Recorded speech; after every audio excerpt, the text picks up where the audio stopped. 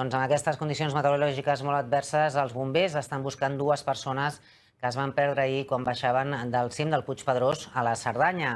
Es tracta d'una parella de Sabadell, un home de 57 anys i una dona de 43. Ahir, a primera hora de la tarda, van trucar els bombers amb el seu telèfon mòbil per informar que s'havien perdut quan tornaven al refugi de Malniu.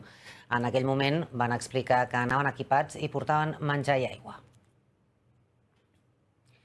Els bombers van posar en marxa 8 dotacions per buscar-los, però a la matinada van haver de suspendre la recerca pel mal temps. Avui no han respost a les trucades. Amb la sortida del sol s'han reprès les operacions, si bé la visibilitat és molt dolenta. De fet, el mal temps fa impossible l'enlairament d'un helicòpter per participar en les tasques de rescat. Els bombers francesos també col·laboren en la recerca per l'altra vessant de la muntanya. Nosaltres els vam recomanar que no hi anessin i ells van pensar que era recomanable anar. També van dir que si la previsió empitjorava, que també farien mitja volta i tirarien cap avall. Sí, sempre diem que és un cim que es complica molt amb condicions de boira i neu. I just hi ha aquestes condicions, boira i neu.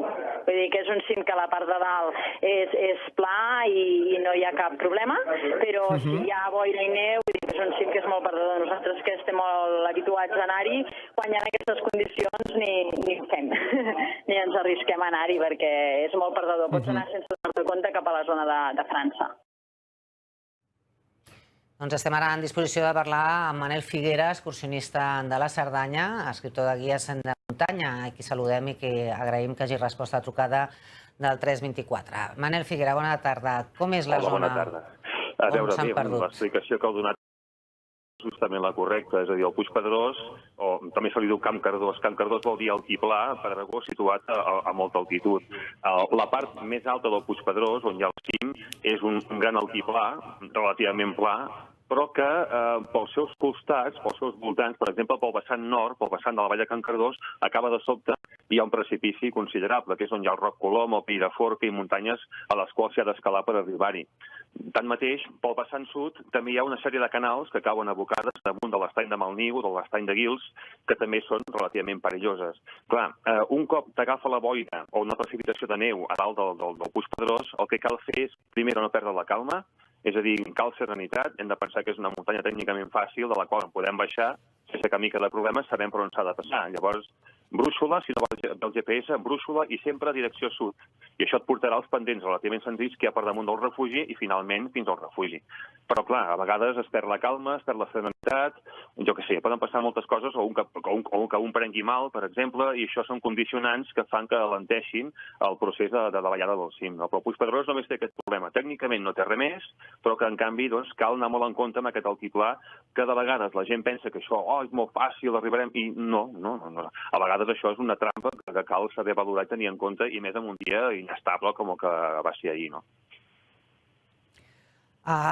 És difícil, doncs, perdre's o realment s'ha d'atribuir a les condicions meteorològiques que hi havia ahir, que s'hagin perdut aquests? Al Pirineu, a veure, clar que no és... O sigui, no vull dir ara que sigui difícil perdre's, no? Però, clar, en un dia serè, en un dia cel blau, en un dia ni que fos fred, amb unes condicions climatològiques que siguin favorables, doncs és molt difícil perdre-s'hi, sincerament. Qui s'hi perdi és que no sap fer un GPS o un mapa o tot això, no? Dubto que a la parella d'ahir li passés això exactament. Suposo que va ser sorpresa, m'imagino, ara és una hipòtesi, per aquest mal temps que a vegades et ve de sobte, això de dir, per exemple, pujarem, però si el temps canvia baixaré. A vegades funciona, a vegades no funciona. El mal temps canvia de sobte i t'agafa allà dalt la tempesta o el que pugui ser.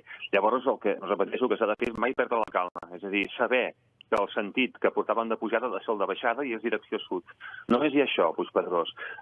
No hi ha cap precipici considerable al vessant sud, com sí que n'hi ha al vessant nord, per exemple, o cap a l'est també hi ha el forat, no? Hi ha un forat que també és bastant perillós, no? Però si vas direcció sud, amb una brúixola a les mans sempre, és que és molt difícil que se pugui passar. Però clar, a vegades en aquells moments no reacciona a temps o s'agafa por, o el principal és no perdre aquesta calma, no?